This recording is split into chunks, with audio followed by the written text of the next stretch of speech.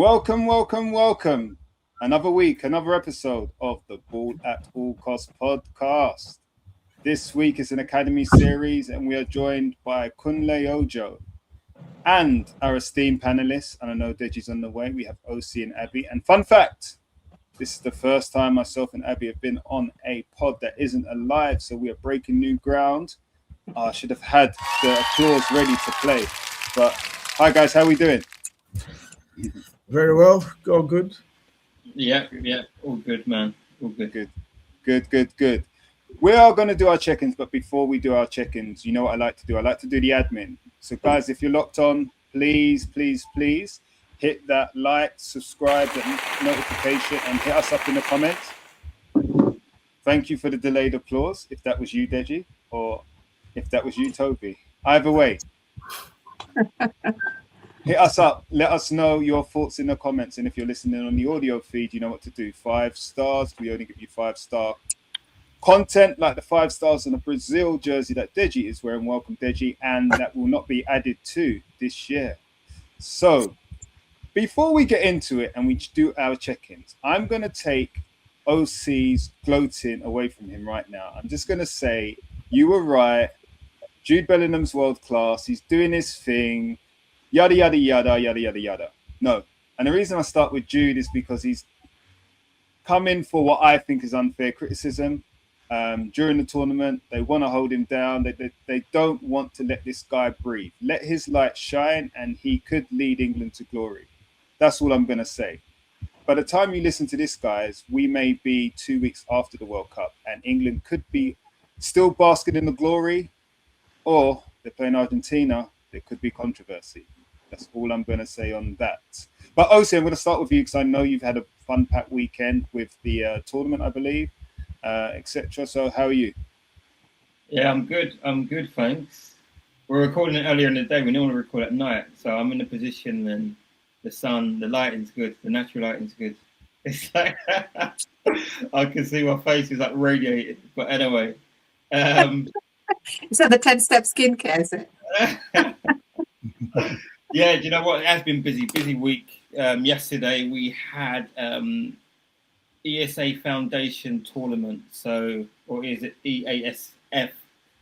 You know what I'm saying anyway. Tournament in Ethan's legacy. We had that yesterday. It was crazy. We had 4 different tournaments going on at the same time. A girls under 10s, a boys under 11s, an under 6 tournament, and a mixed 7, 8, 9 tournament, as well as food vendors, as well as music, as well as other activities. It was insane, real bonanza, and the football was magnificent. Loads of smiles, loads of good vibes. Big up Spooner Mills, or it's Spooner anyway. I think they're based in Chadwell St Mary near Grays. But listen, their jerk chicken off the drum is next level. It's next level. So yeah, I had to bring them up. But listen, the day was about Ethan. It was about kids just coming to enjoy. It was about families coming to embrace joy. Obviously, which was a sad time. And yeah, hats off to Esther and Ade, who are the parents, and all the helpers, because they delivered a really, really good tournament. So yeah, and I bumped into Kunle yesterday as well, which was by chance. So yeah, that was quite cool. Met you in person yesterday. So yes, yeah, top weekend. Good to hear. Yeah, shout out to Ethan and shout out to the foundation doing great stuff and his memory and legacy. I'm going to go to Abby. How are you doing? Yeah, I'm good. This week and weekend's been quite chilled for us. So yeah, it's been really good. I've really focused this weekend on doing anything other than football with my son. So this morning we took the bikes out, we went to Greenwich, rode it, sat down, had an ice cream, which he complained about for a good 15 minutes. Why? And then after that, because the guy in the ice cream van didn't put the Oreo in all of the area of the ice cream. He only focused on one. So my son felt like the money that he paid, he didn't get exactly what he paid for. So he wanted to make sure that he get the other bit filled, which I thought was great, right? Great way that he stood his ground. And made sure the product. Where did he get that from, do you think? Yeah. Oh, I don't know, Andrew. You tell me. But But yes, I think it's been good weekend, that's what I was saying to Kunle before we come on, is sometimes you get so into football. What I don't want to do is miss out on things that you could do with your kids as they're growing up so fast that is other than that, because you end up having so many great conversations that's got nothing to do with football and you get so much insight. So I felt really, really good about today. And yeah, it was very positive. So that's been my week and weekend. Do you know what, Abby? I make you right there, because at the end of the day, our boys are going into secondary school. If we let secondary school and football consume them, that is literally going to be it. And our conversations with them will be limited. So I love your intentionality in general and in this weekend to take it away from football, to just normalize mum, son time, having fun, and letting the conversation flow naturally, even if it's about Oreo placement in the ice cream to start off with. So fantastic. Deji, how are we doing? Yeah, I'm good. I just want to say the whole thing about Jude Bellingham real quick is that first of all, he speaks like a captain. He speaks like a leader, and I respect him, but I also respect Tuchel. I mean, Tuchel is someone that is really, he speaks to my heartstring, because exactly what he was saying is, it's all well and good having the mentality, but the quality, if you compare how we played to France, it's not the same. So anyway, that aside, I've had a lovely day. I've just come in from a little round robin, which was all right. And really looking forward to this pod. Good. Kunle, my man, how are we doing? Yeah, very well. I wish I can say that my weekend was not involved in football, but nah. It's all about football from Friday, Saturday, today, probably tomorrow. Yeah, like Saturday I was at Reading because it was first preseason game for my second boy. Just have to support him. Then quickly fly down from Reading, went to Ethan's event, even though we got there late, but it's still nice to show up for a friend. And also my last boy knows Ethan as well, because they were both together at the Arsenal development in Brentwood. So it's someone that we know. So yeah. And then today, my third son, Mikel, he had a little tournament at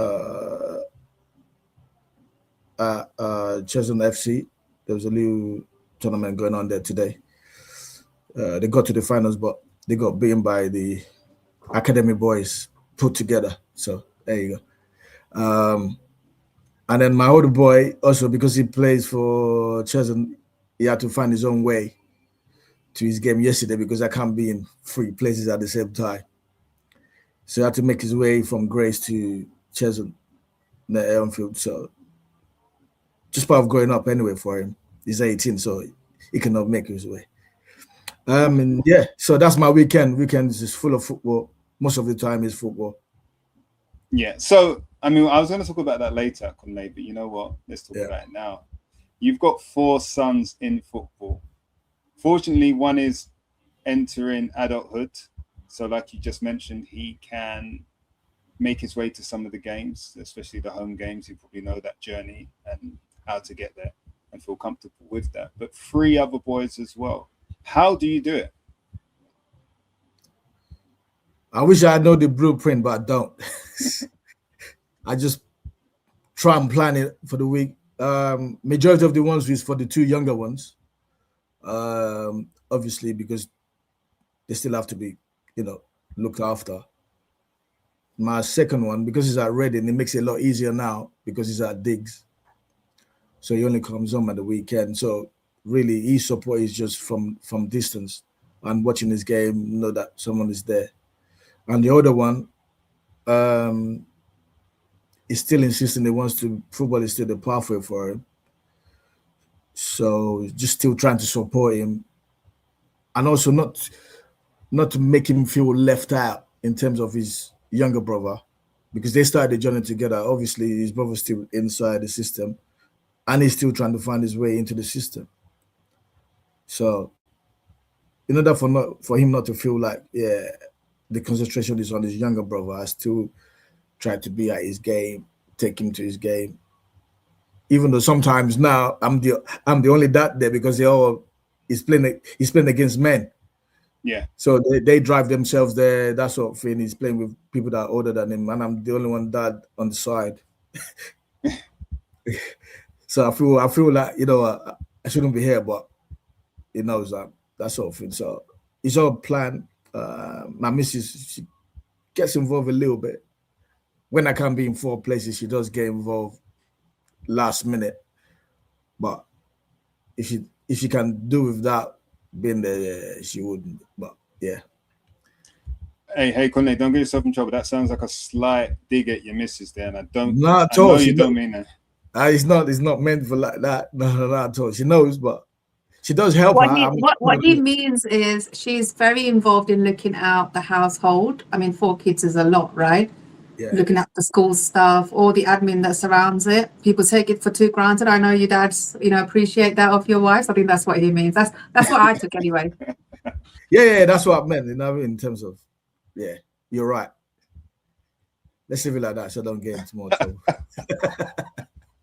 Love that. Thank you, Abby. So, okay, we're doing this show a little bit different today. I'm going to let the guys jump in a second, but I'm so intrigued about the family dynamics here because 2 years ago, all your sons were involved in football. Your 18-year-old was 16, still needing your support. Your 16-year-old was 14, not in digs.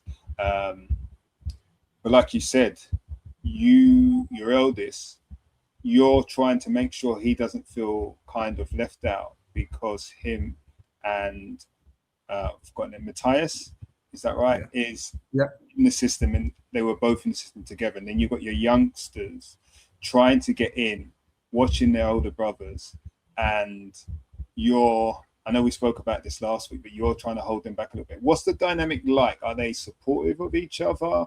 Is there jealousy? Do you have to do stuff just to compensate or appease? I would say really it's competitive with the 2 other ones and the 2 young ones. It's very competitive. I won't say it's jealousy, even though they do say, yeah. They all say I'm better. That one says he's better. The other one says, no, I'm better. That sort of thing. But it's kind of unhealthy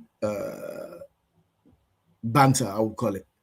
Saying, you know, even around the house, they just do kick-ups as competitions. They do this, even as old as they are, even 18, they just do that kind of thing. So it's always been competitive around all 4 of them. And the 2 older ones, they push the 2 little ones around, which I think makes them a bit stronger in a way, which helps them. But the dynamic is very good. I'm quite particular in terms of family values. So I let the boy know that, you know, you got to look after each other. You got to look after your brother. No one else will look after your brother for you. So I kind of make that clear to them, or try and teach them to have that brotherly bond. Yeah. That way. So yeah, but they're supportive of each other. You know what I mean? They're very supportive of each other. And yeah, so it's from that side with the boys is fine. In terms of making them all feel loved and feel, you know, one is not better than the other one, I try and split my time as much as I can. Even sometimes I might have gone to, say for example, I might have gone to, say, Matthias's game. I'll pick him up and I'll say to Matthias, you know what, we're going to go to your brother's game. We might catch the second half, but let's go. That sort of thing, so that everybody feels that, you know, the support is there for them. There's no favoritism and stuff like that. So trying to manage it like that. So by the end of the day, I might just be shattered, just go to bed that way. So yeah, so that's how the dynamic works most of the time. But the 2 little ones, they said, Dad, you never come to my game. And I just say, well, I try to as much as I can. Or if I say, Mommy's taking you to your game, they said, oh, come on, Dad. They always want me to be. They want you. Yeah, because I'm the driving force of them getting into football, basically. So I understand. Yeah, and that's where I'm kind of going with it, because sorry to cut you, but let's just frame it. So you've got 4. The eldest is, tell me their names and age in order of eldest to youngest. right. Malachi is 18. He was academy from under 9 to 14. So now he's trying to still find his way back in. Matthias is 16. He'll be 17 next month.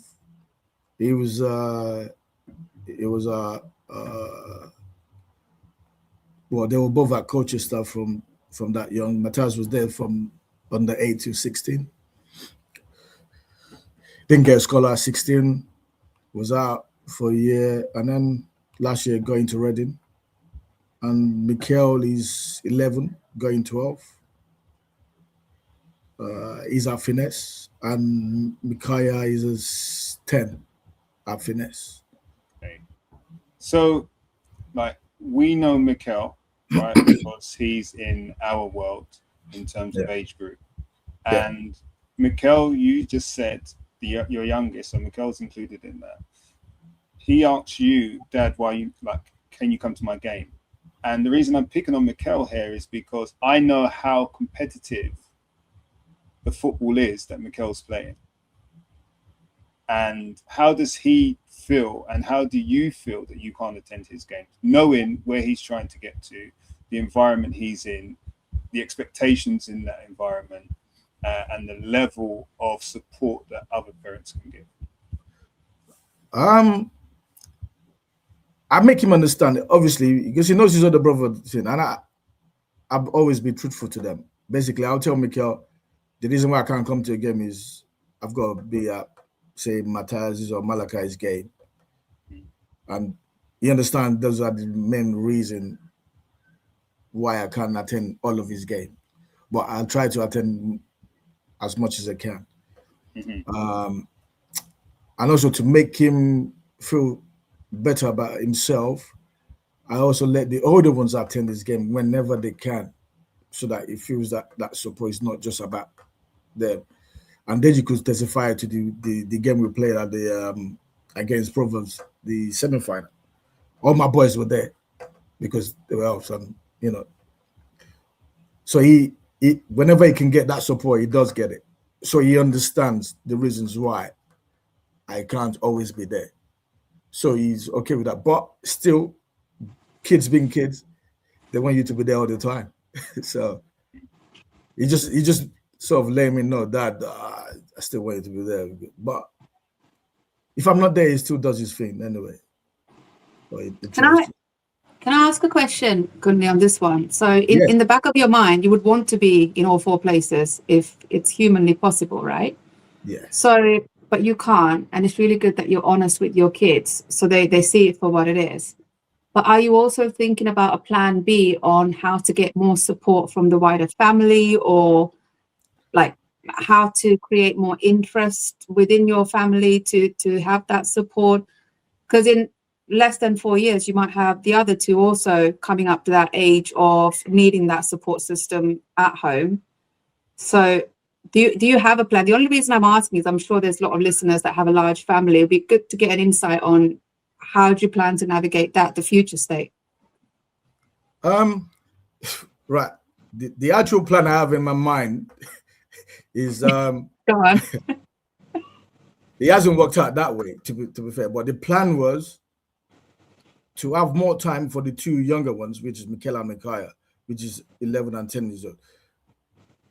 By now, I actually thought in my head, Malachi, because now it should be, if everything has gone the way it should have gone, it should be like this year will have been his first year pro club, professional club. But it hasn't worked out that way. And Matthias will have been his second year at Diggs. So in my head, I actually thought that they wouldn't be needing me that much. The only time they'll be needing me is probably attending their matches on a Saturday. So that was the plan initially, that if both of them were already in, then I will have more time to now focus on the two last ones, to then be able to also give them that maximum support that I was able to give the other two, either in terms of attending the games, taking them to extra coaching, that's etc. But it hasn't worked out that way. That was the plan. In terms of external family support, it's a bit difficult because my sister lives in London. My wife's siblings, that one lives in Manchester, one lives in Colchester, one lives in Stevenage. It's impossible, that sort of thing. So we just have to deal with it by ourselves as much as we can. But the delay in terms of giving me, even, and in saying that, even with, and I speak to them, I'm not two other boys that said that, and we were just speaking generally on one day, and they said, yeah, to be honest, Mikel and Micaiah, they haven't had the same level of coaching that they had. It was just them two. Either for myself, taking them extras, taking them, they said, nah, they've nowhere near the same level of coaching or same of support, which I knew, but also that I'm not too worried about that this stage, because based on the experience I've had with the first other two, there's still time for the two younger ones. It's under 11 and under 11 and under 12 this year. There's plenty of time. There's plenty of time to get a lot of coaching, but they run out of time because in my opinion, the groundwork should be by 14. You should be able to do the groundwork in terms of the technicality how you want the boys to be, because by the time they're 14, they've developed a little bit. Their style of play will have been there, in my opinion, in terms of football wise. So by the time he's 14 or after 14, 15, 16 is going to be too late, in my opinion anyway. If the boys are not technically sound, it's going to be very hard at 14, at 15, 16. So, but there's still time for them to be able to get that ground work. So, and that's what, by that time, the two other ones, they will have found their feet. Yeah. So that's the plan in a nutshell. Kunle, hats off to you, because life, yeah, everyone's lived life. Well, I say everyone's lived life to varying degrees, but we've got kids. We're trying to work. We're trying to put food on the table. We're trying to make sure that they're engaged in their education. Yeah. We're trying to keep them on the narrow path, let's say. And to have 4 kids that are playing at a high level, each and every single one of them focused on a journey, trying to get to reach a goal. I think that says a lot about yourself and your household, just in terms of how you've managed to steer that ship. Be it challenging, and I'm sure there's been wind and choppy waters, but you're still here. You're telling the story. What I wanted to ask is so many different things actually, but what was your process in terms of getting them into football? How have they all arrived in a position where they're playing at a high level, striving to achieve? What did you instill in them? First and foremost, I would say God-given talent.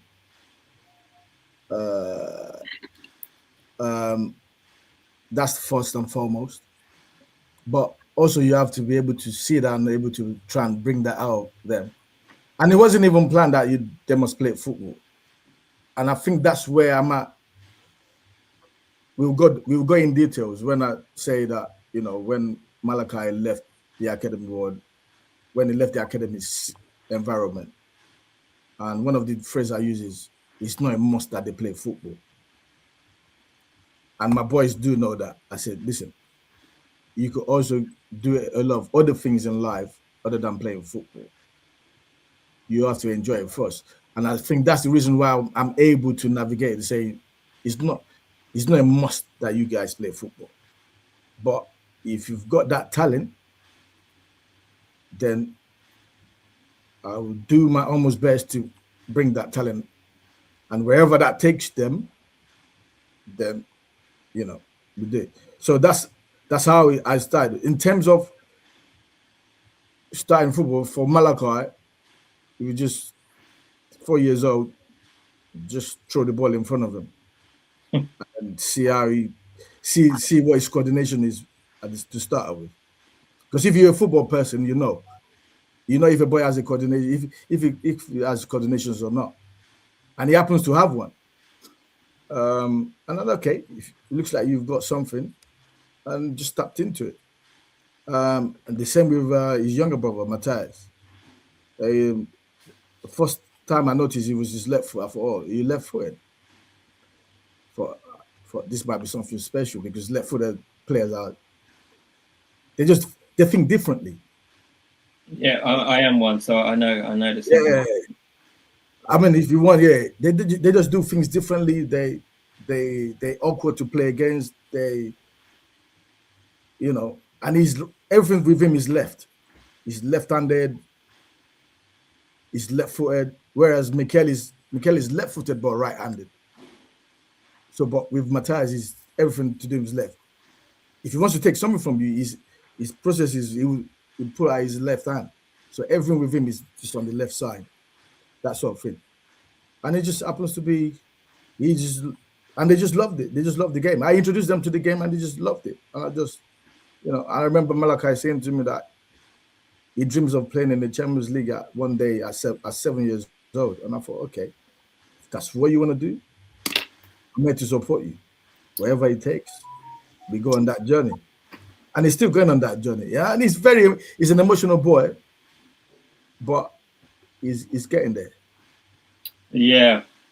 So I won't take too many questions now because we've got quite a few people on the call, but I'm sure we're going to get into the academy journey, the releases, because there's a lot of insight that I think the audience needs to hear. Yeah. But prior to that, what I want to understand is why are you? I get the bandwidth and the fact you can't be like in 4 places at once, but why are you more relaxed in terms of the time situation with your youngest two? Is that based on what you've seen in the elder boys' journeys? Because I know people are sweating if their kid isn't in the pre-academy at 5 years old. They're not going to make it. So with your boys being 10 and 11, I'm trying to understand why are you more relaxed and saying they've got time when all I seem to hear is they need to be in now. They don't have time. That is not true. And I said that very smart because my 2 other boys, Malachi got in at 9, Matthias was in there at 8 years old. So, and for those 2 age groups, with the academy they were in, by the time Malachi was, by the time at 14 when he was out of the academy, half of the team that he got in with under 9, half of them already left. So other boys were coming in at 12, 13, 14, 15, 16. They're having trials for under 21s. So somebody telling you that if you're not in the academy at 5, your chances it's just not true. Because there are boys that are coming in at 16 to take the places of the boys that have been there at under 9. You understand what I'm saying? By the time Matthias left at 16, there was only 3 of them left that started together at under 9.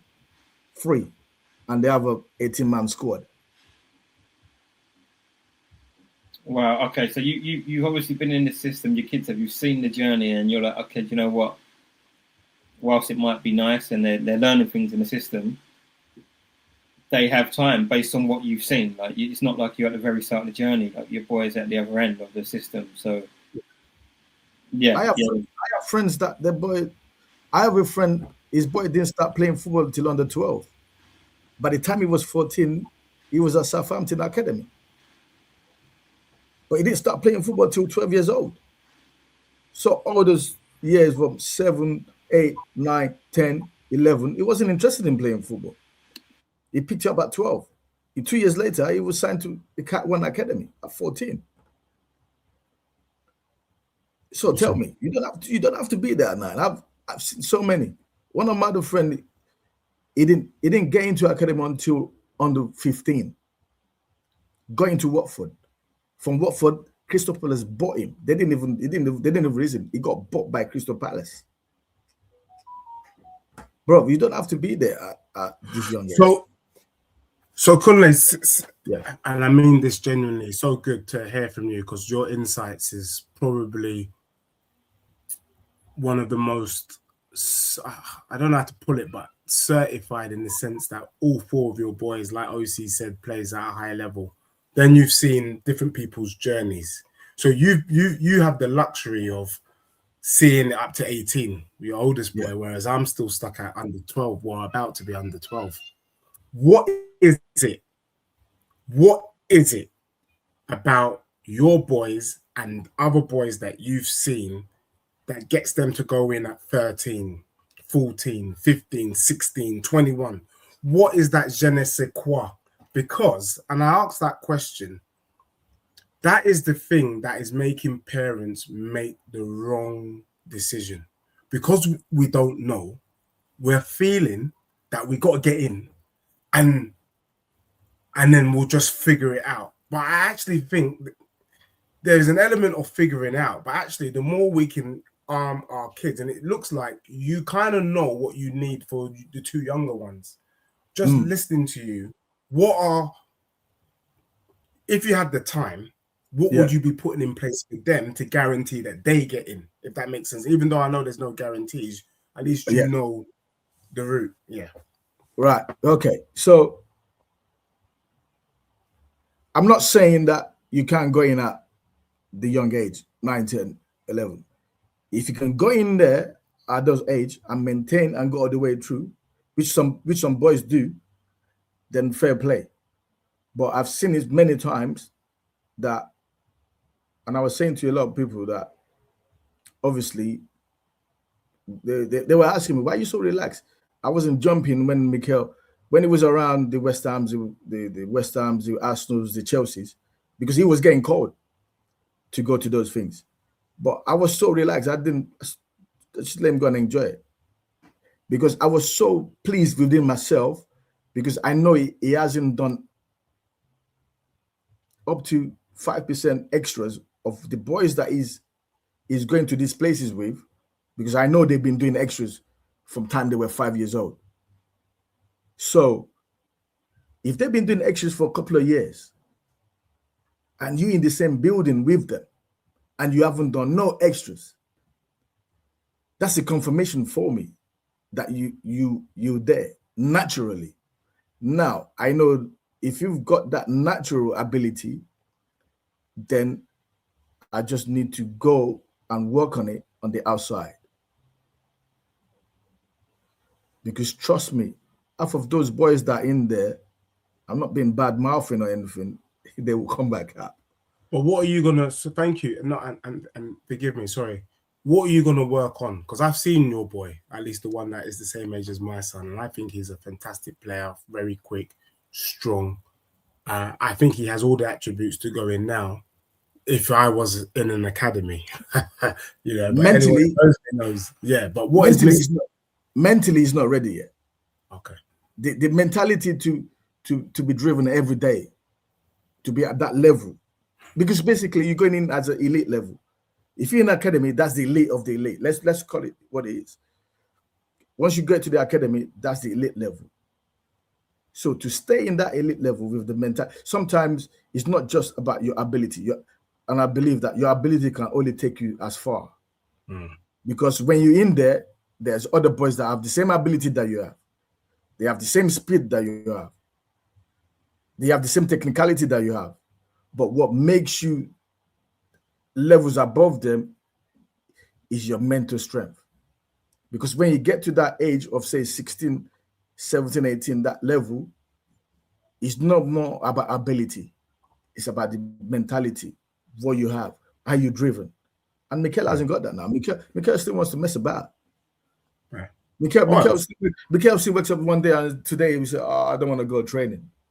That's mentality is not there yet. If you understand what I'm saying, and that's I hear you. What makes me laugh is that sometimes when I see the kids play, they play like pros these days. I'm not going to lie. I enjoy watching my son and his colleagues or teammates play as if I'm watching my beloved Tottenham Hotspur.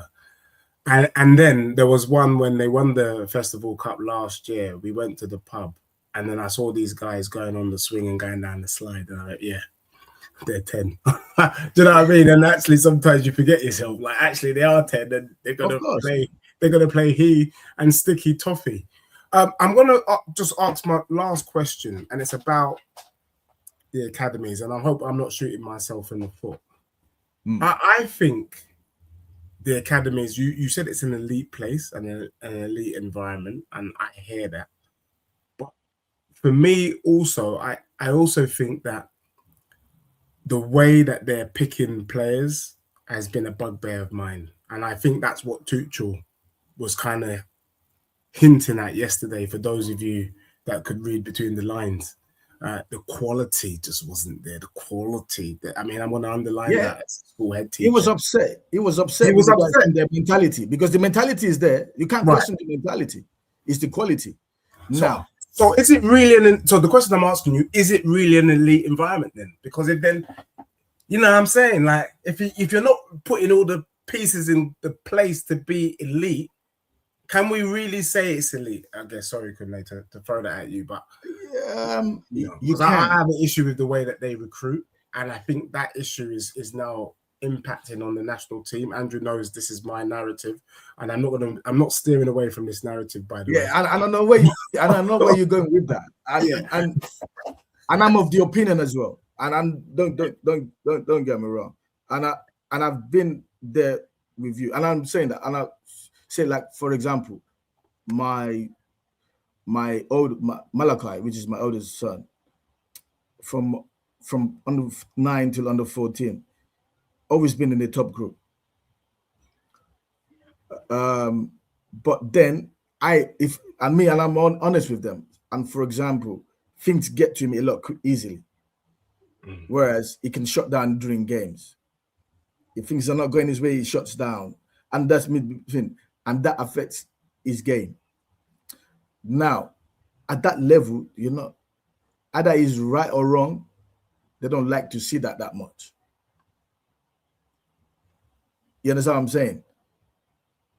They want you to be stone cold, whatever that, you know what I mean? They just, but, and I, not that because I'm comparing him, but if you look at his younger brother, it doesn't phrase him. It doesn't show emotions like that. Even Matthias will score a goal. The coach was like, you just score a goal, man. Smile. And he answered him back saying, listen, I'm not here to smile. I'm here to do a job. That's how he is. That's his mentality. That's the reason why I'm saying that. Because even the coach is telling him to smile. He said, listen, what am I smiling for? I'm here to do a job, and I'm doing my job. That's enough. Sometimes that's the difference. You get it? So, whereas with Malachi, he gets too emotional about things. If things are not going this way, that way, he gets too emotional about it. Now and kids, they grow differently. Now he's better at it. When he came out at 14, it took him 2 years to get over it. Because when he came out at 14, when you see him, you won't believe this boy was an academy player. You're thinking, who? Even I was looking, sometimes I was looking and I'm thinking, how is this happen? But sometimes it's the mentality and the psychological effect these things have on them, makes them look like they lose confidence, and everything is confidence. And sometimes I said to him, because me, I watch everything, and I said to him, you with these boys that are in pro, or that they're in academy, they're in pro clubs. I said, the way you carry yourself around them, you make yourself, and I'm talking about body language, you know what I mean, the way you interact. I said, you're making yourself look like they're superior to you. I said, you're a better footballer than half of them. But sometimes the way you carry yourself makes it look like they're better than you. And sometimes when you have that type of mentality, you're always going to fall by the wayside.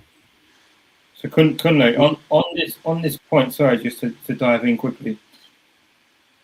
My boy is an current under 9 going into under 10, and you see the boys under 7, under 8, under 6, and they've got that mentality from young. They're killers from young. They're strong-minded from young, and naturally that's their propensity that they have. And I wrote down a question here, and I just wanted to understand from your perspective, with the psychology, the mentality, is it you have it or you don't, or do you think it can be developed along the way? Of course, it can be developed. They're kids. Everybody develop at different stages, because not only the mentality side is going to affect them, their growth will also affect them. Because sometimes under 13, you see they're the same height. By the time they come back under 14, you just see some of the boys a little shut up. And there's a confidence in, and this boy was thinking, oh, look at it. So it's not only the mentality side of it, there's growth. There's the way their body grows, they might not be able to carry the growth that they've just. So there's different elements to it. But I'm saying to you, but that can also be developed from this young age. And the reason why I think it's better to be on the outside at the lower age group is because you can nurture that growth in terms of how the mentality is, how you can grow that. Because once you in the system at that age, you've kind of passed it to the clubs to develop that. And if the clubs don't have, or your son is not the chosen one at that time, trust me, they're not going to get developed. So, Kunle, I'm going to stop you there. Before we get into it, sounds like we're going to get into that kind of the academy environment a bit more. Yeah. And Matthias and Malachi. Now, before we do that, though, I just want to say to Deji, you came on for like 10 seconds and you had to mention Je ne sais quoi. Like 10 seconds in, that's a record. I'm giving you a... It could be helped. and you got a yellow card, by the way. Club names, you know the rules here. That's your 8th of the season. You're on the ban next week. I'm feeling like Romero right now, to be honest. But yeah. Yeah, honestly, reckless. And then you're digging at the academy. Let's not do that. Get ourselves in trouble. No, all good. Jokes aside, so Kunle, you've got. I think we're going to focus on those two now, your eldest two, because you mentioned earlier they started their journey together. Do you want to tell us about how that happened? Because you say you didn't have a plan, but it sounds like you were a bit King Richard. So did your plan come to fruition? You got 2 into an academy. How did that happen? Start playing football at 4 years old.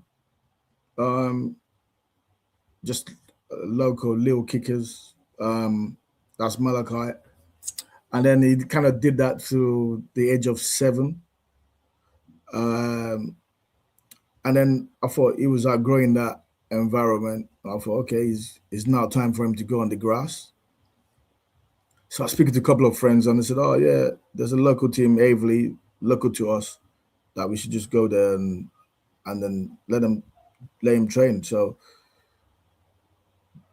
grassroots just took him there, and then under 8,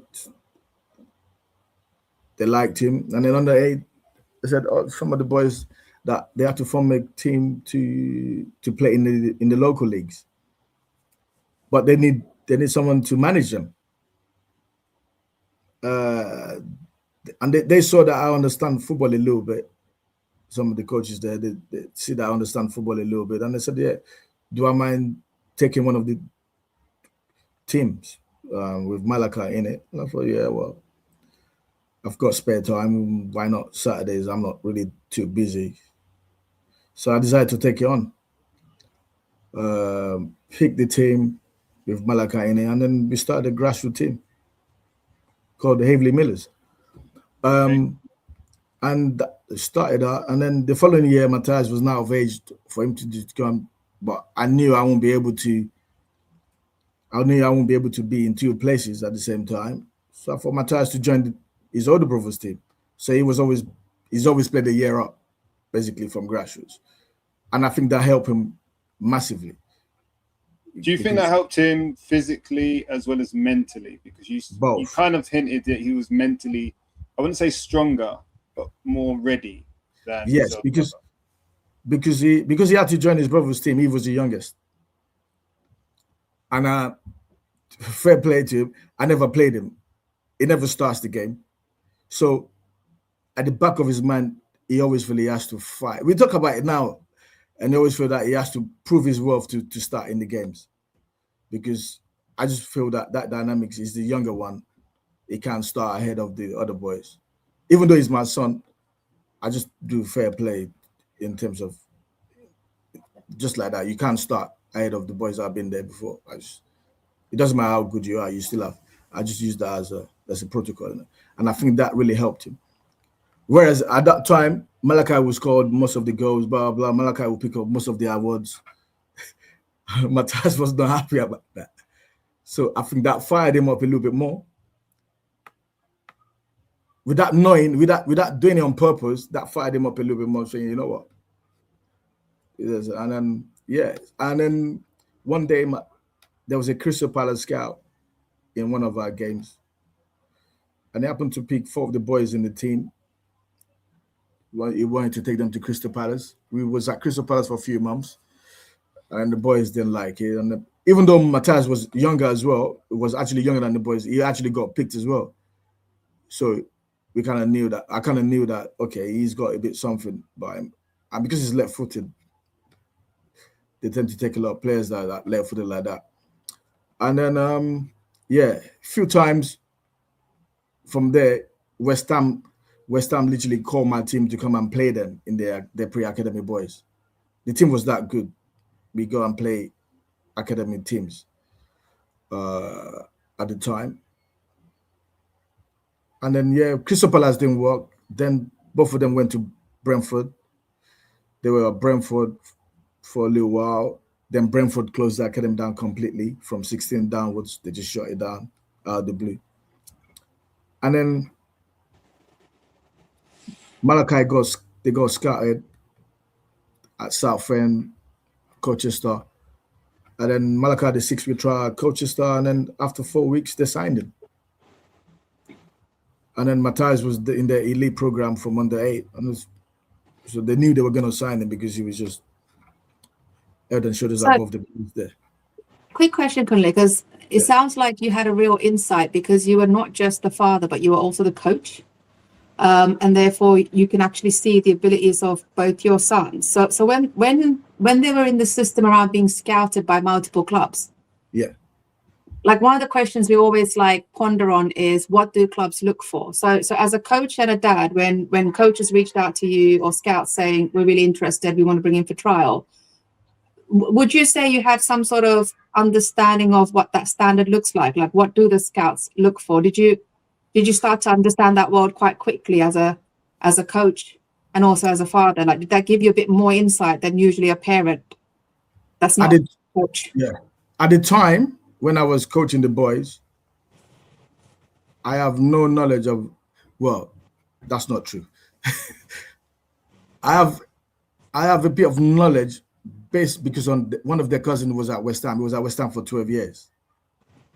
So I have some knowledge of it, but not fully inside to know what goes on inside academy. But I've heard of, because their cousin played for West Ham for a long period of time. I also saw the brutality that happens with it in terms of it's a cutthroat. Because he was there for 12 years. He made his debut under Sam Allardyce. But when the time is right that the club don't want you anymore, they will get rid of you. And that's not mean that they're bad or they're not right or whatever, but that's why I just look at it this way.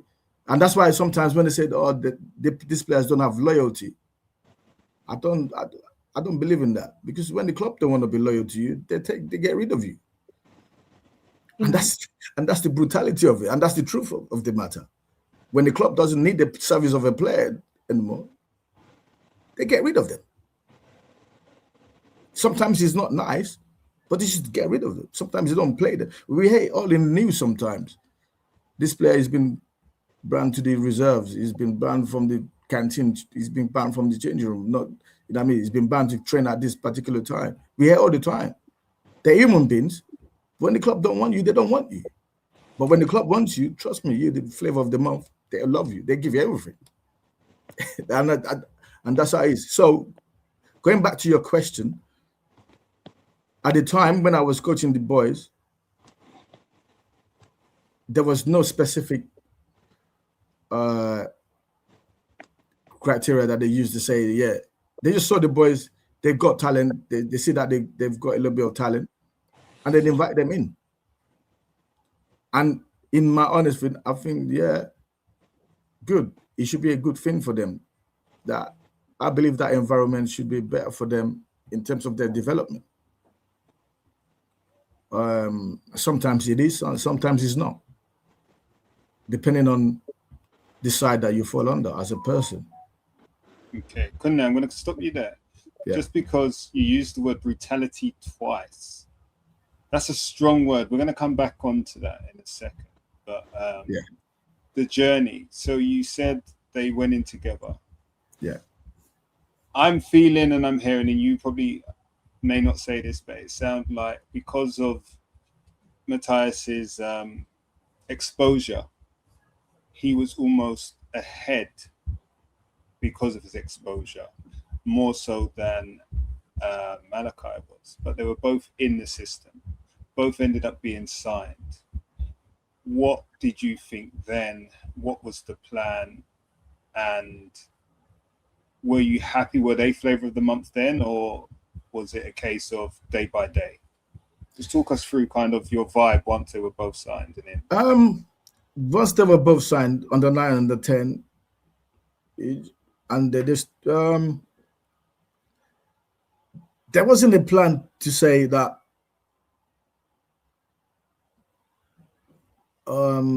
what's the word I'm trying to use? Right. So I just looked at that, they got talent. And I thought, at the time, I thought that would be enough for them to take them through. You know, in terms of the environment. But then when you start playing the other academy teams, you know, you play the likes of the West Ham, you play the Arsenals, you play the Tottenhams, you play the Watfords, Crystal Palace, and then you start to see the talents that are out there. And I thought, okay, it's not going to be as easy as before it was going to be. And also the club that you are, they will give you a program that you need to follow. And sometimes, either right or wrong, they also decide which player that they want to push or which player they think that it's got the, I'm going to use Deji's words, je ne sais quoi. That they think that a player has got. Sorry, you're going to have to pay Deji every time you use je ne sais quoi. You know, so it will allow me because we support the same team, so it will allow me. So and those are the things. When the boys went in there, to be honest, I didn't know what to expect because that's the first time to be in that environment, and it was just a day by day, month by month, meeting by meeting. And to be fair, the first 3 years, there was no issue. If they want to pick a squad, say for example, Malachi said they want to, I think they signed about 18 boys. So, and sometimes we're not on the, because Chelsea is because we're a cat too. So if you're gonna go and play Chelsea, they'll have to take a squad. For example, Malachi will make that squad to go and play the Chelseas, those big clubs, because we don't play them too often at the time. So he will make that squad. So I thought he's in a good place. Likewise with Matthias. Matthias will play up a lot. So I thought they were in that place. But then from, I would say, under 12, under 13, things start changing. And then you start seeing a lot of different dynamics. You know, the squad, you know, for example, under 13, they were going to the nationals. And the first time Malachi was not picked, and they asked him to go and play down with his brother, which is not a bad thing to play down, but there is no explanation. There's no say this is the reasons why. That's your decision. And for example, once they tell you that kind of story and they will say, do you have anything to say? And me being me, I said, if I say something, would it make any difference? And the answer is no. And I said to them, so why ask me, do I have anything to say? If what I'm going to say doesn't make a difference, you've made the decision. So don't ask me that kind of question. And I'm blunt. I'm very blunt like that. So sometimes I don't like it. Sorry to interrupt your flow there, but before you move on to something else, so that incident, leading up to the incident of him being asked to play down, which is not a bad thing. In academies, they do that sometimes, right, to improve on certain things and then bring the kid back up to the same range as the others, let's call it that. But leading up to it, you know, like when they have reviews, like under 12 reviews leading up to becoming under 13. Yeah. Did you have any kind of signs or telltales from the coaches that as a parent you kind of had some insight into, okay, he might not be on par with XYZ kid in the same team. He might not be on par in the position that he's playing with, because you've been given that feedback as part of development. Like, was there any of those kind of little nuggets that they dropped in the previous years? No. That could have made them think, no, okay, I just want to okay. I would say I understand the football a little bit, and I can see those things coming. For example, it doesn't make sense to say, if he's in the squad, say for example, there'll be another boy in the same group that is playing up regularly. So if they're going to the nationals, he has to be that age group. So they will drop him down to play in his own age group because they're going to nationals. So somebody has to be left out. Now, if my son or your son or whoever is one that has been left out and they play similar position, that's the pathway there. That's a telltale sign for me to say, you know what, we have two players, similar players that plays in the same position. When we go into the major tournaments, we're taking him, we're not taking you. That's your pathway being. That's them telling, in a nicer way, that's them telling you, you know what, we're more likely to be going with this person. And to be honest, they went with the other person because the boy that they did at the time, he's playing with the first team. So I wasn't wrong in my analysis to say, I know what you're doing, that kind of thing. Because in the meetings, I've asked them, and I throw baits to them and say, what do you think his best position is? And they got thrown out by me asking that question. And then they will say, oh, we think he's a 4. We know before he can play 8. You know what? If he needs to, he can play 10. But then you stick him out wide. So why do you do that? Because the boy that they believe is the one that is going to go to the top has to play in the middle, and he has to play the games. And if you don't play games, you don't improve. It's a fundamental of football. You have to play at any level that you play, either grassroots, either whatever level is. To improve, you have to play minutes on the pitch, as many minutes as you can. So, and that's non-negotiable. You have to play. That's how you develop. That's how these boys will develop on the pitch. So when I see that, I start to understand. And you also see in training, the way they do their training. Malachi is a smart boy. He comes home and said, Dad, I know what they're doing in training. I'm not part of this system. And when the boys start feeling like that, they start to feel that they're not good enough. And as a parent, if you don't get that quick enough, the boy will lose interest he will lose love for playing football.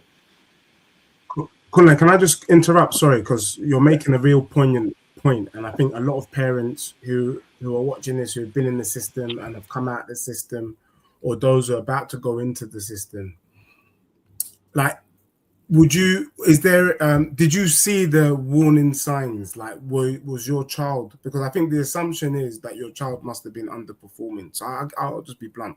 Was your son underperforming, or did it catch you from left field? Okay, I'll tell you the story. On the 14th, yeah. Prior 2 weeks, they asked him to go and play up against Fulham on the 15th. So he's playing up with on the 15th. 2 weeks later, they said him to go and play down. He's not in the squad, the Premier League. Come on.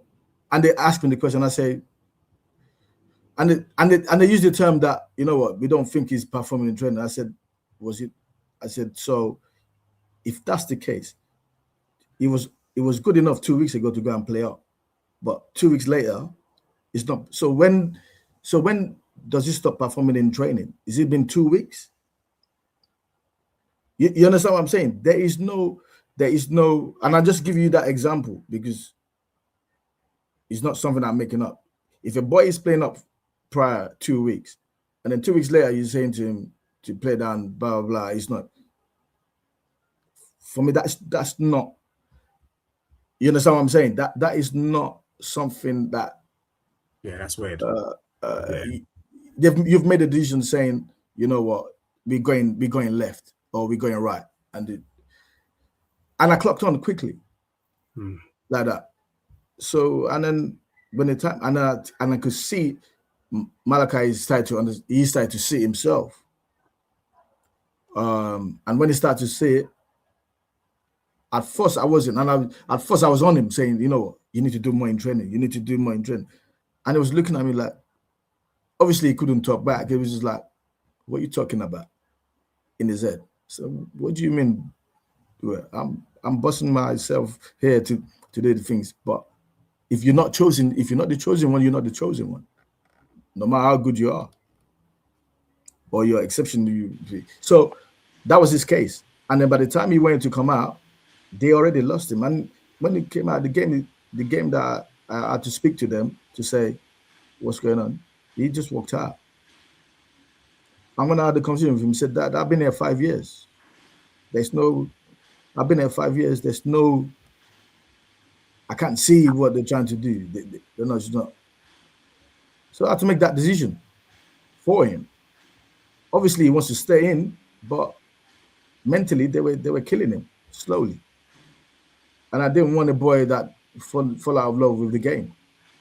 So I had to do what I had to do and speak to them and say they should let go of the boy. And they did. Yeah.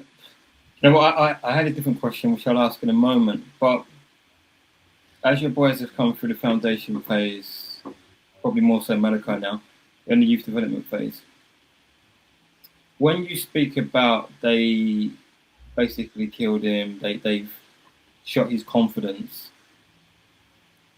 how does that come about? And I know that we're speaking about your son, but have you seen that for a number of other kids along the journey as well? Yes, because kids in his age group, a few boys left, and they put compensation on them, and they had to come back because they put compensation on them, and they still didn't give them the scholar at the end of the day. So why did you put compensation on them? Because it doesn't make sense. If you know you don't. Kunle, sorry, OC. Can you just explain what put compensation on their heads means for those that are unaware? Okay, so when I say put compensation on them, so the boys wanted to leave the club for whatever reason that is, and the club said no, or the clubs don't want to release them at that time, so they couldn't come to an agreement. So, but the boys left anyway. So they put a compensation for the training that they've given to the boys over the years. That's what the compensation is for, based on the category of the club. So if another club wanted to pick them up outside, which happens, they will have to pay that club that owns their registration compensation. based on the amount of years they've been at that club. So if other clubs are not willing to pay that compensation, then those boys are to come back. And those boys came back, and then they release them, they give them scholar. So my point is, if you know you're going to do that, why hold them that back? Yeah, it's true. And the question that I had prior to that was, so we've got panelists on now. The kids have left or are leaving junior school, going into secondary school, going to be fast approaching the youth development phase. What I wanted to understand from you is, as they transition into secondary school and into adolescence, what impact did that have specifically on your kids? Like when they were going through puberty, how did they deal with the growth spurts? How did they deal with the emotions? How did they, emotions, you know what I'm talking about. And how did they deal with the program being in secondary school as well? Did you see a massive shift for them? Not with my boys, not really. Malachi had a late growth spurt, to be honest. At 14, he wasn't the biggest in the group. 13, 14, he wasn't the biggest. And towards his end time with the club, they start to bring taller, bigger boys. Because he just, sometimes the clubs just go like that. They just bring bigger, stronger boys, quicker, fast. And that's just the nature of it sometimes. So if you don't grow that quick, you might be left behind. And by the time he was 16, he's catch up with them. But sometimes the club can't wait that long for you to catch up. And that's the thing. And that's another thing with the academy system. I don't believe that a boy should be released at 10, 11, 12. Because how do you know what boy is going to make you as a professional footballer at 10 years old? I haven't seen that unless they've got a crystal ball. I get what you're saying on that piece, but it can't be a closed shop.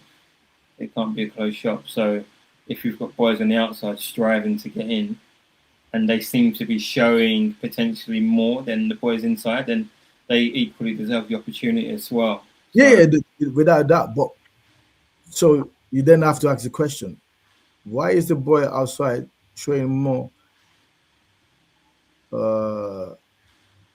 determination to get in? Whereas the inside, they're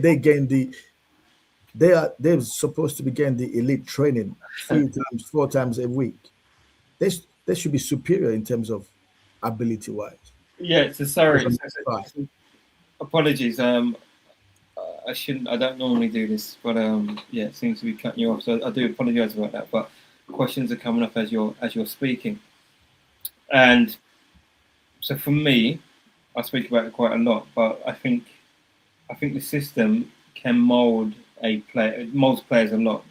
And I think you've touched upon it at some point, saying that when they're in the system, in quite a large way, you're handing over the development to the academy, basically. So because they're meant to be nurturing the talent that they have in their hands. If a club invites your son for a trial and they sign your boy, that's because they saw potential in him. Now, they're supposed to develop that. Whatever they saw to make them decide that, you know what, we're going to bring in, they're supposed to develop that talent, not kill it. Yeah, it's true. It's true. So what's your thoughts on? Obviously, you've got 2 younger kids now. You're not like busting the gut to get them into the system.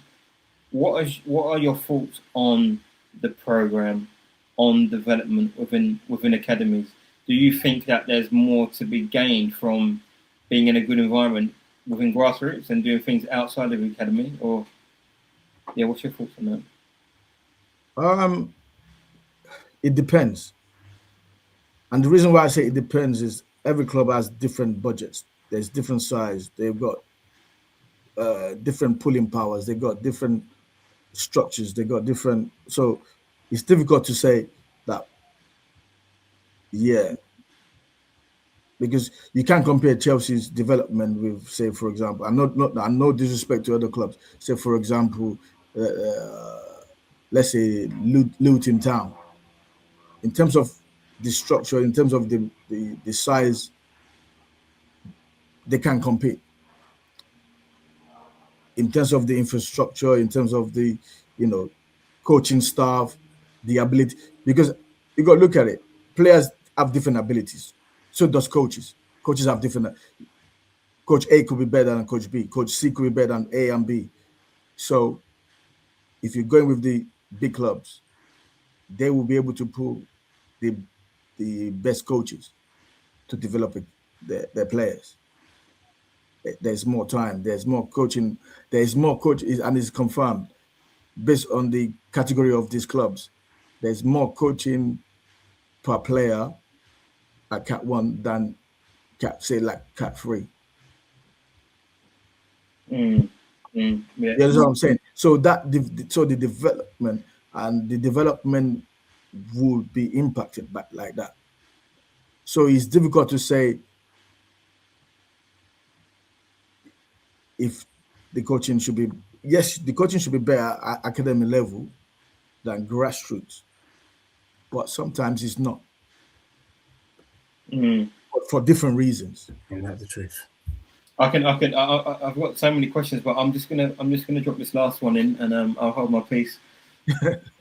So what advice, or what do you think a parent needs to do across the journey to increase their chances of coming out the other end?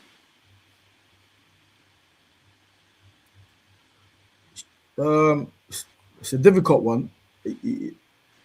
If you have a process that you got to follow a process that you believe will work for your kid, and every kid will always develop at different pace. Kids learn differently. They learn at different pace. So you've got to know your kid first.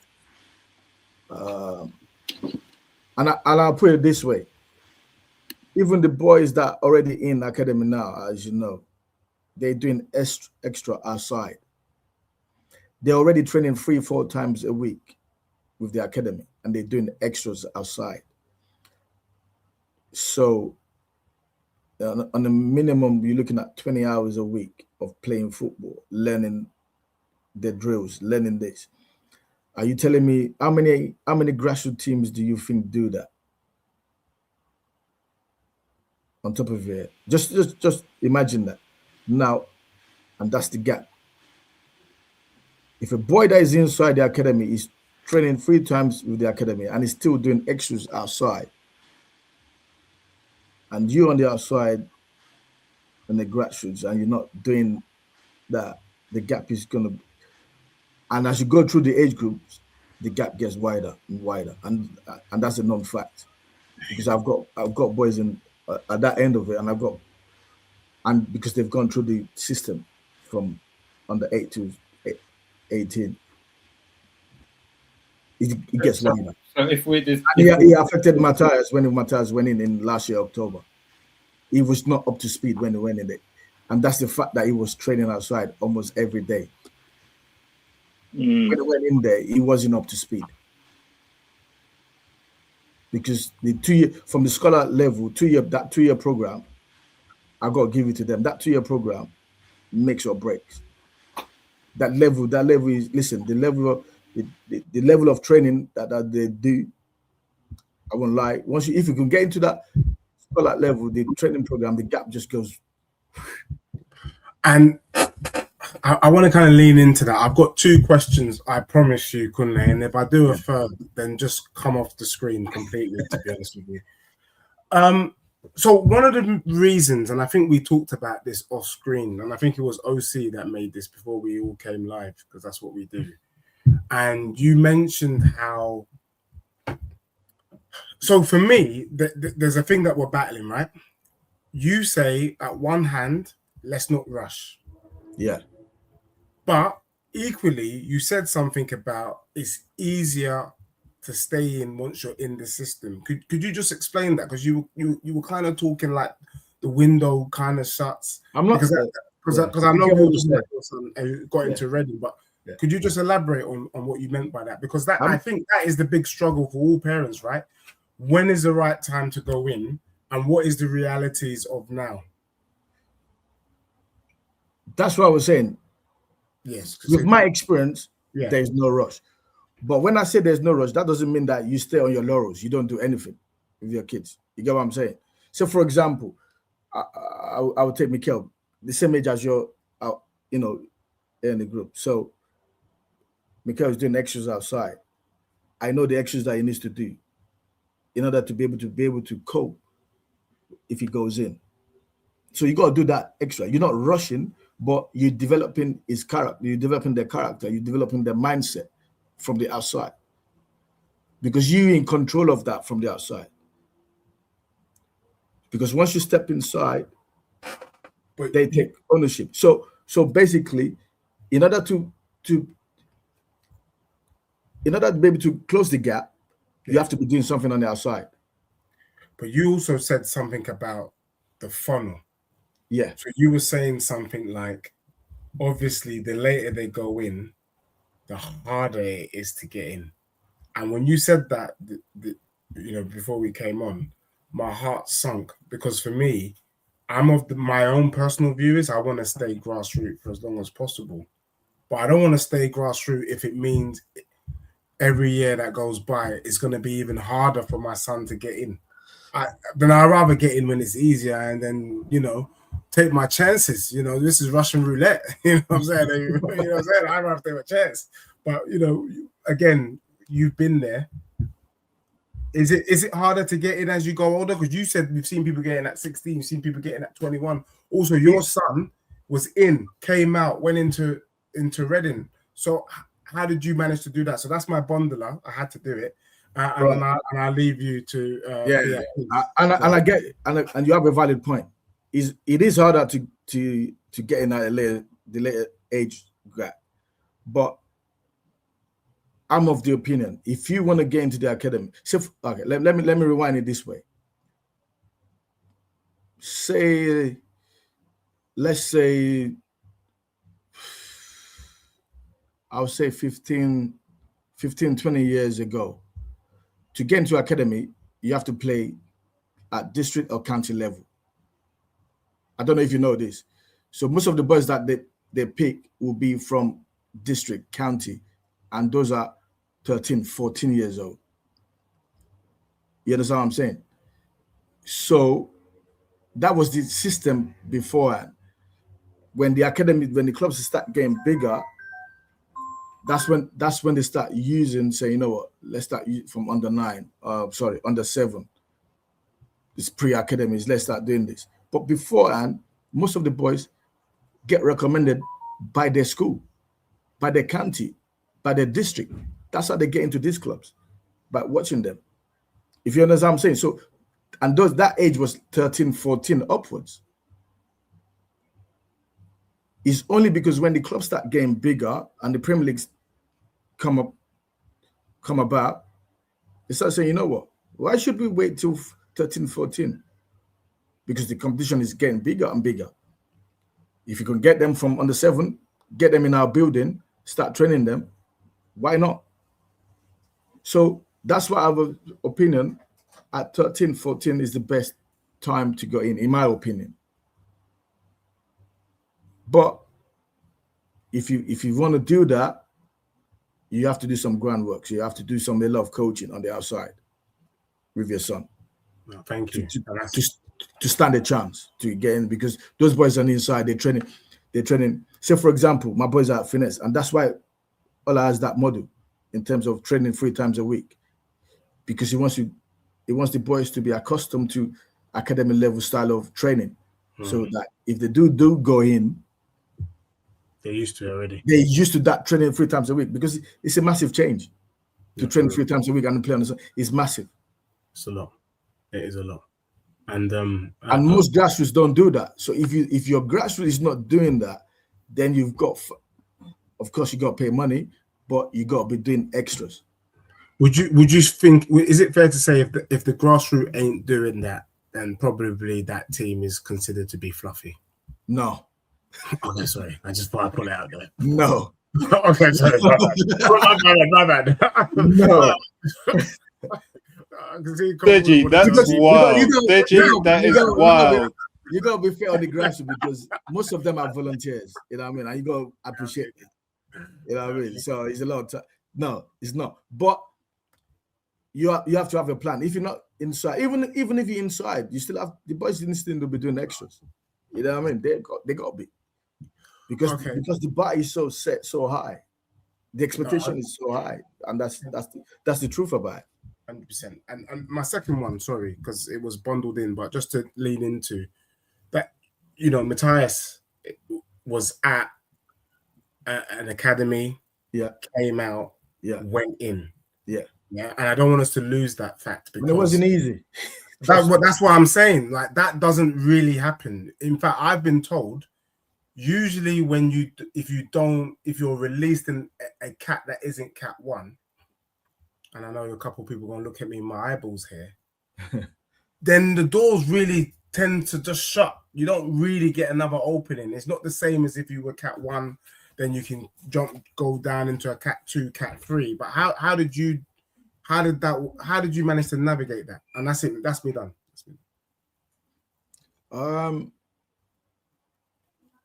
He helped being a good player to start with, but that was not enough. Now he was at a cat 2, got released at scholar level. So club will say it works 2 ways. If you and he had friends that got released from cat 1s as well, and because they got released from good cat 1s, trust me, the intake for them was crazy from other cat 1s. When his friends were going to, they didn't have to do trials and the reason why is because cat 1 is classified as elite level. So, and they have a lot of database on them, and they've seen them many times on the circuit. So these clubs have seen them. They've seen these players. So whereas Matthias was in cat 2, he wasn't in the circuit of the cat 1, so they don't know who he was. I remember he went up when he got signed. I know I'm jumping, but I'll go back. I remember he played a game against Leicester for Reading. He played at centre back. It's not even a centre back. In his DM, they were asking, "Who's this kid? Where does this kid come from? There were questions saying, what do we know about this kid? Where is he from?" That's because they think that they've seen everyone that is meant to be there. And somebody just come from nowhere. Where this kid? Because if in football worlds, they will know practically every player is known. So everyone is just going around circle from this club to that club. You're just going around in circle. So if somebody just come in and didn't know about it, they're thinking, where did this one come from? Well, how come we've not heard of him? But so in terms of then going back, when he came out of Colchester, and I remember the day, and I said to him, listen, you're a good player. You just have to go to work. But the coaches that he was working with, and they've always told him, listen, you need to do a lot more running. Because these clubs are just obsessed with a player that can run. You got to be able to clock the numbers. And that's one tip I will give you. Boy, ladies, let your son, your daughter, listen, that running aspect, the stacks on that is mad. You have to be an athlete. You have to be able to run to stand a chance. So Kunle, yeah, similar to Abby's question earlier with Matthias. So firstly, if I leave Deji to take over, he's supposed to touch on the release, Dej. You've got to touch on the release. You just started going on fluffy and then lost all composure. Yeah. Yeah? No, I'm only joking. But when we talk about Matthias, we have to talk about the release. And the reason we have to talk about the release is because his elder brother got released. I don't know the gap in between timing of the 2 releases, but you've had 2 boys released as well from the same club. So there must be an emotion there. But going back to Abby's question earlier with regards to the signs, you're clear on he needed to run more. But were there signs that he needed to run more? Were there other signs in the reviews? Did you have any insight, given what happened with the eldest son, given you could see he probably needed to run more? Did you have any signs? And what was the general feeling in your household and with the boys at the point of Matthias' release? With Malachi's release, it was initiated by myself based on what was going on. Yes, yeah. And they agreed to that. And Matthias didn't like that, seeing that, because he believed his brother was he believed that his brother was good enough to still be at that club. Right. But for whatever reason, it wasn't. So he wasn't happy about it. So when Malachi left, he decided that he wanted to leave as well. Okay. So, and to be honest, it wasn't planned. I didn't, because everybody's journey is different. Everybody's journey will be different. So I just said to him, like a normal Monday or Tuesday, we go into training. He said, I'm not going. What do you mean you're not going to training? We started as a joke, and he said, I'm not going. I don't want to play for the club anymore. Okay. I called the club. I said, listen, your player doesn't want to come. He doesn't want to play for you. And I can see how that would look like, that I initiated that, you know what, because you've released one, or you've let one go, the other one must go. Far from it. So what was the conversation with Matthias there? Because you could see that. You can probably understand that that's not going to look good within the current club, not going to look good on the outside, probably not stand on principle. Obviously, you've got this brotherhood that you wanted for them, and he's standing behind his brother, he's backing his brother. But was that the right thing to do? You got to tread carefully, because even Malachi's let go was quite sudden. Even though the writing was on the wall, and I can say for months, it happened so quickly. Mm-hmm. And it wasn't planned that it was going to be done like that. But I just felt at that time that was the best thing for Malachi. Because of the way things were going, it was affecting his football. It wasn't, and the way the club were moving, they were bringing in other boys, bigger, stronger, because they were physically bigger, they were physically stronger. That's the route that they want to go in. And if the boys are not developed like that, so that happened so quickly. So when Matthias came about that he didn't want to go, I had to speak to him and say, you know what? At the same time, speak to him, but don't force it on him. Because if he doesn't want to do it, he doesn't want to do it. Mm-hmm. Then so his was go on. It was what? It was probably on the 12th, on the 13th, because Malachi was on the 14th when they left. So I had to call the club and we have meetings. They listened to what I had to say. They listened to, because it wasn't about me. It was about their player. And they listened to him and I said, you know what? And he was adamant. Matthias won't speak much, but he knows what he wants. Mm-hmm. And he just said, no, I don't want to play with them. So they gave him some time off. Yeah. During that time off, I registered him with Billy Ricky. He was playing because he wants to play football. Yeah. And then I think about a month we touched base again. He's still saying, no, I don't want to play for you. 2 months went. We had to have the meeting again. And the first meeting, Matthias didn't say anything in the meeting. It was what he related to me, I was relating to them. Yeah. In the second meeting, he decided to say, you know what? That's when he now said to them, I want to play football. I just don't want to play for this club anymore. Okay. So he's strong-willed. I think you kind of touched on his mentality. Yeah, his mentality is he knows what he wants. So when he now said that, then I have to take a seat and say, okay, we can't force you to stay with the club. But if that's what you've decided, we don't want to release you. So compensation have to be then put on your head as a 12-year-old. So I asked the question, what's the compensation? And they said 60 grand. Because he's been there from under 9. So they said, but go away and think about it. So we come out the main, I said, Dad, I'm 12 years old. I said, sorry, son. We signed the paperwork. So, but they will not stop you from leaving. And because I've also seen boys that have done that and they had to come back into the fold, I wasn't planning on taking that route. And I wasn't taking another route that saying that, you know, is this affecting his mental health? I was kind of treading carefully on that because I don't want that to be on his resume saying that, you know, that sort of thing, that mental side of it, because I know it wasn't about that. So we left it. And then me and we have the discussion. We have discussion as in the family.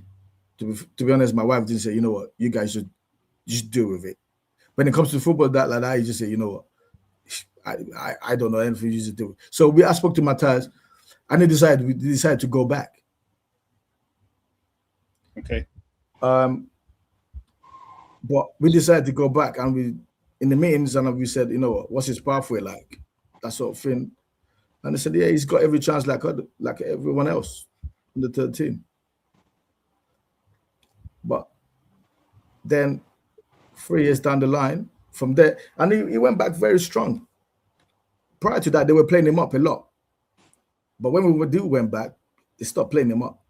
They stopped. I mean, you could see this, and people just say, you know, different things, but there's no coincidence in that. They stopped playing him up. In my opinion, he was one of the top 3 in the group. Can I ask? Yeah. So he went back after going back and forth of not being so sure, and then you noticed he's not being played up. Yeah. Did you take that as a telltale sign? Because I often think it's not a must-have to know if a kid is developing at the rate in which they need to develop, just basing it on are they always playing up. That's just my personal belief. Right. I think it's good. And I think there's definitely a place for it. But me personally, I wouldn't put all my eggs in that basket if I don't see my son ever play a year up. That's just me personally. And I really appreciate the experience you've had is far more on the journey. But was that like a telltale sign for you from where you were coming in? For me, I would say no. And I'm okay. And I agree with you. You don't have to play up to get. You don't have to play up to be going to get a scholar or to get. You don't have to. But with Matthias in that group, and I'm not saying it because of my boy, his ability in that group was clear, and it was clear and day. And I'm being honest, from under 8, he was top 3 from under 8, going all the way up. I'm not joking. Yeah. Even the club he's at now, they couldn't believe. They couldn't believe. But do you think, because you've said he's quite strong-minded, and strong-willed, right, mentally. Do you think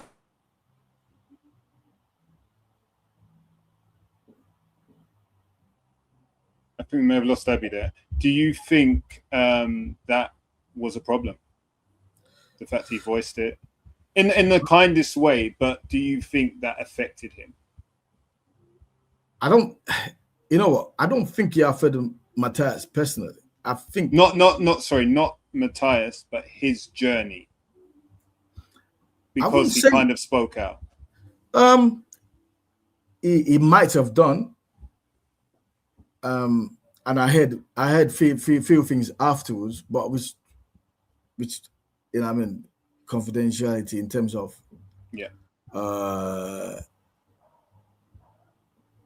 he's not the problem. No, the parent I is understand the that. Let me ask you a question a different way. He's not the problem. The parent is the problem.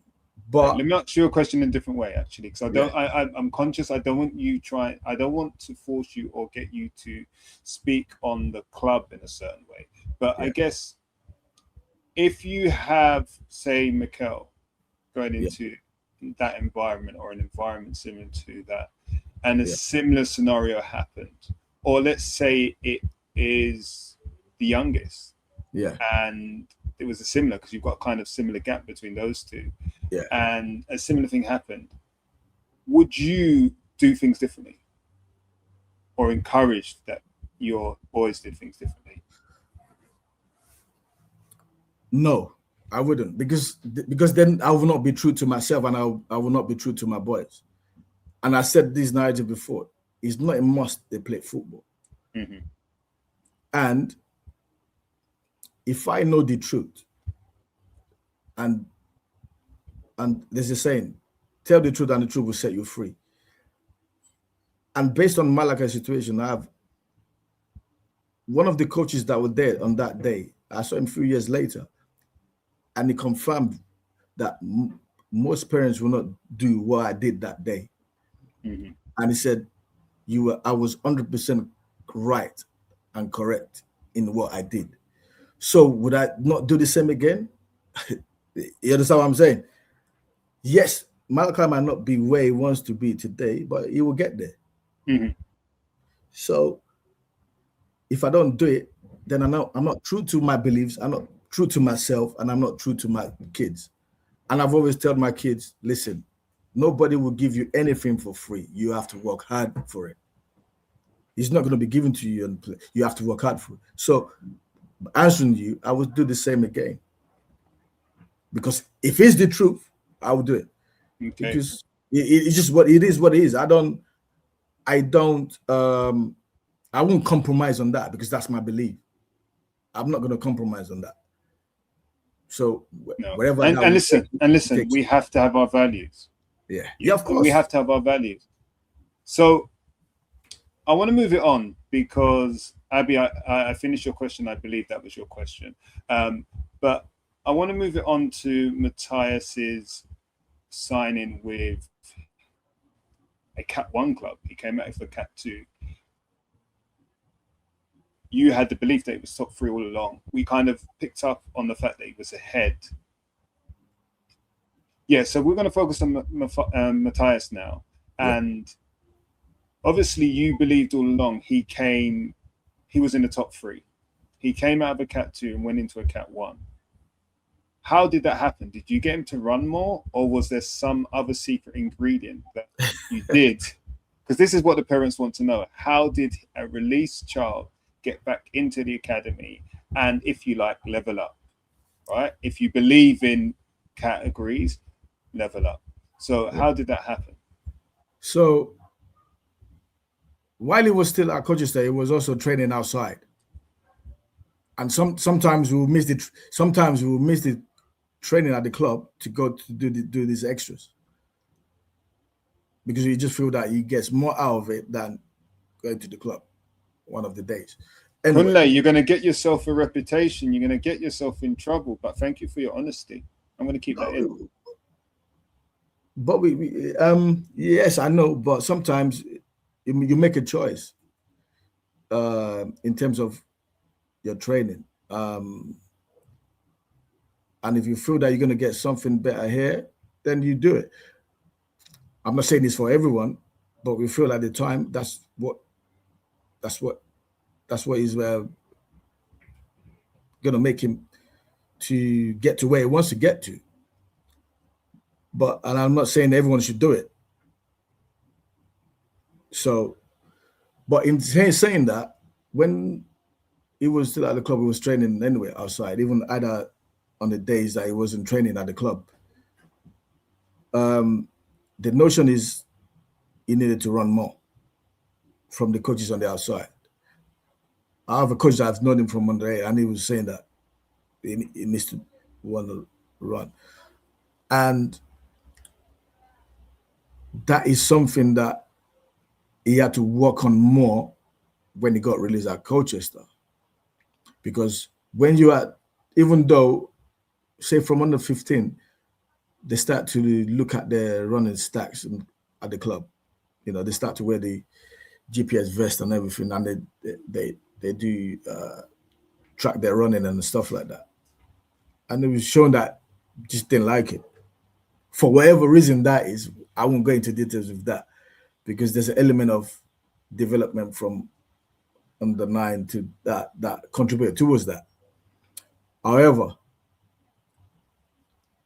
when he left, or before he left Colchester, we were training with other trainers. So when he left Colchester, we ended up, registering with a grassroots, and then doing extra training on the outside that a lot of other academy boys do go to as well. And I'm talking about top academy boys. The Arsenals, the Chelseas, the West Ham boys, they go to the same coaches. So, and he's always tested himself with those boys because they are the ones that are in the Cat 1s. And when he trains with them, he doesn't look out of place. So, in our minds, we knew he was a Cat 1 player. The coaches that he trains with said, you know what, you're a Cat 1 player. Your technicality is a Cat 1 level. So we kind of knew. But you still have someone to take the chance on you. The opportunity still got to be presented to you. And we went to like 4 or 5 Cat 3s clubs. And one thing with him is, and I give it to him, even though he knew that he was a Cat 1 caliber player, when opportunity with him to go to a Cat 3 comes about, he never says no. Turn up.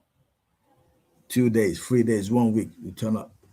He went to one Cat 3 team, and it was so bad. He said, Dad, when I got to training, I didn't want to pass the ball to anyone. I just wanted to show them that I can play football. So we went to Cat 3. He never said no. We go into Cat 3. It doesn't matter where he is. We went to Huddersfield. We went to showcases. We went to Swindon. We went to Wimbledon. We went to Leighton Orient. We went to, everywhere. We were always everywhere. But then sometimes when it's not your time, it's not your time. And then Reading came about. I didn't know anyone in Reading. And a scout just reached out to one of my friends saying, I needed a player. I needed a technical player. And my friend said, you know what, I got one for you. And he sent him his coaches the clips. And the guy didn't look at it straight away. And I reached out to Brentford even before that. We went to Wickham before that. We went to so many places. And they kept saying no. And he was still good. He would still get up and go to training. Keep working. And the guy just reached out, and when he looked at the video, he just said, so he called my friend back. Actually, no, he messaged my friend, said, I need a player, a particular type of player anyway. I said, he's got to be technical, but left-footed, technical player. Okay, so my friend sent him Matthias's clip. And he messaged my friend back saying, you know what, I'll look at it later and I'll let you know what's what. He said about an hour or so later, he said the guy FaceTimed him. He's never done it. So the guy FaceTimed him and said, listen, that player, I need to come and watch him. Where does he play? And he said, oh, yeah, you know what? He plays those, best for. He trains here on a Sunday. I wanted to go say, you know what? There's a lot of academy boys there. I think that would be the best place to come and gauge where is that. So he said, okay, we'll come down on a Sunday afternoon. Kunle, I'm just thinking, sorry to cut you because I think this is brilliant. We were asking ourselves what is the next question, and I think the natural question is, can I have your friend's number? I'm in a inspirational talk today. No, that is fantastic. The fact that because these coaches, they don't really look out for these things, and it goes to show it's the classic case of one person's trash is another one's treasure. Since being there, because one of the things we hear is you need the club to want you, And I respect the fact that your son was, I don't know if humble is the right word, but he was hungry enough to take whatever opportunity was being thrown at him. I just want to know from you, how do you know now? And I don't know, but is Reading the right place for your son? And if so, why? What is it about them? What is it about the way that they're treating you that makes you feel that way? It's not even up. At the end of the day, where you meant to be, you will be. How it comes about, we're not privileged to that. You know what I mean? And this situation was just one of them. Because the scholar year started in July, everyone's gone in, and we're looking at September, October. So they've gone in 3 months in, and they're still striving, still working. Wow. Still waiting for the opportunity to come about. And this opportunity came about, and and when that opportunity came, I said, listen, and this was the first Cat 1 club that showed interest. So he went in, and he said in his mind, he said, I'm going in, I'm not coming back out. That's what his mindset was. So, and it took 2 weeks. It took two matches to play for them to say yeah. And the rest was history. But between that, he was working hard almost every day, literally. Yeah. There's one thing I was going to say, and big up to Abby and OC and Andrew as well. I think what comes clear in speaking to you today is the faith factor. And what I mean by the faith factor is you have to have a belief that your child is good enough or has something. And I think too often decisions are made or people rush into things because they just lack faith. Because it just feels like you had that underlying belief. You didn't know what it was, but you knew. Just like as you said for your older son, you don't know when, you don't know how, but you know something will happen. And I like to think that Ball at All Costs was one of the catalysts when he gets his contract, and we'll take a little fee for that. Yeah, and for that to happen, the player in themselves, they have to be working, because when the opportunity comes, they have to be ready to take it. So there's no point opportunity comes arise and you're not ready to take it. Then there's no point. So you have to be ready, and you have to do everything. And I said to my oldest son as well, I said, listen, your peers at that age, they're training every day. If that's what you want to do, you have to behave like you inside. You got to train every day. Because that's what you want to do. Because so if that's what you want to do, you got to train every day. You got to treat yourself the same way they're behaving. It might not be the same, it might not be in the same structure, but you got to do it the same way. Because when that chance comes, you're ready to take it. And that's what it is. And going back to your question, is Reading the right club? At this moment in time, I would say yes. Because even though he went in, it wasn't easy to start with. He wasn't getting game time. He wasn't, you know what I mean? It wasn't given to him on the play, even though he went in. He wasn't getting a lot of minutes. There were still challenges, and there's still going to be challenges ahead, and that's a fact. But you have to have that resilience to be able to do it. Because he didn't start getting a lot of minutes until the end of the season, or towards the end of the season.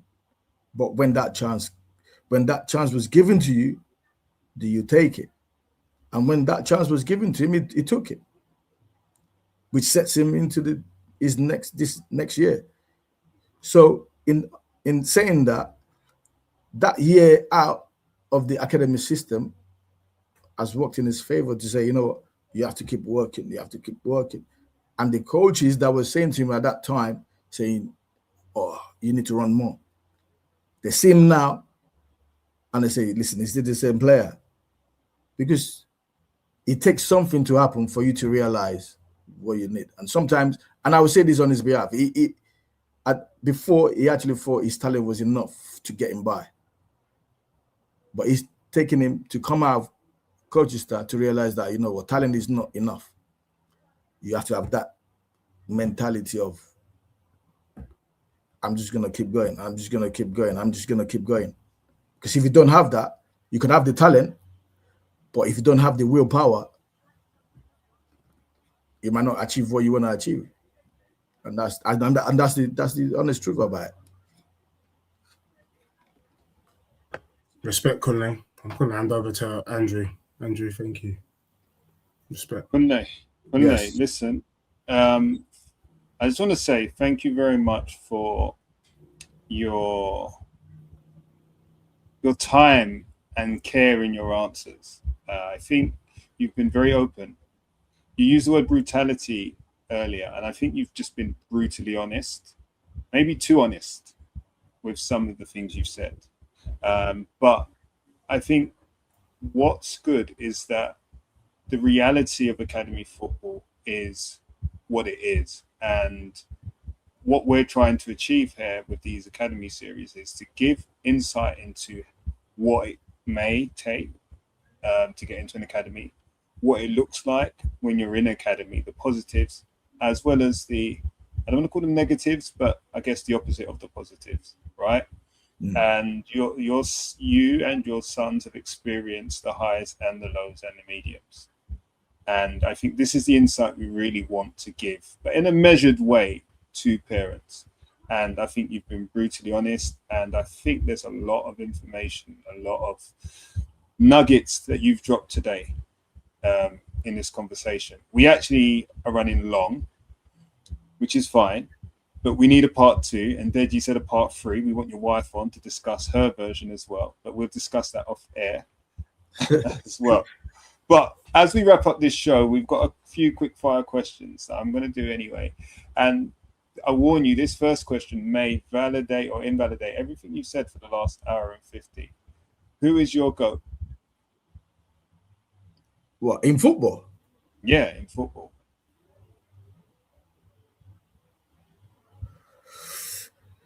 Go in football. Yeah. Messi. Okay, I'm going to leave it there. That's legit. And do I answer this question? Yeah, I'm going to answer this question because I think I know the answer, but I don't know the percentage. So for the professional phase of academy football, so the professional development phase, what would you say are the percentages of the 4 corner models a top player in that age range should have? So if you broke it down, give me the percentage for each corner, please. And let's remind our listeners what they are, right? So we've got the technical, tactical, the psychological corner, the social corner, and the physical corner. At the top end, I believe the most important part of it is psychological. That's my opinion. Yeah. And what percentage would you place on that?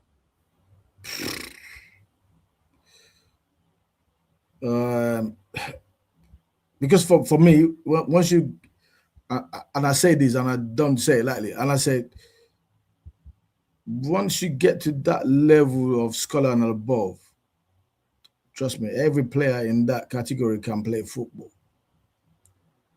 What differentiates them is the psychological side of the game, how obsessed they are with the game,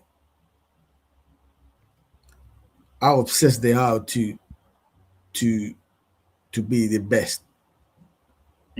Because they can all play football at that level. So, for me, the percentage is more than 60. I would say 70% more psychological. So 70 for psychological and 10. The rest of it. Yeah. I mean, you can quote Michael Owen. Michael Owen once said, "Listen, these days, if you've got a little bit of athleticism in you, and you have a chance of playing football." So he's not talking about the technical side of it. So that says it all. And I knew you were going to rank highly for psychological just because the nature of this conversation, and especially, I guess, Matthias's story, predominantly, but not to say the others are not psychologically strong as well. And our last question for you, Kunle, is, and you have to help us with this, answer this question. If you could think of somebody who we should have on the show that hasn't been on the show already, who would it be? And before you answer, you have to help us get them on.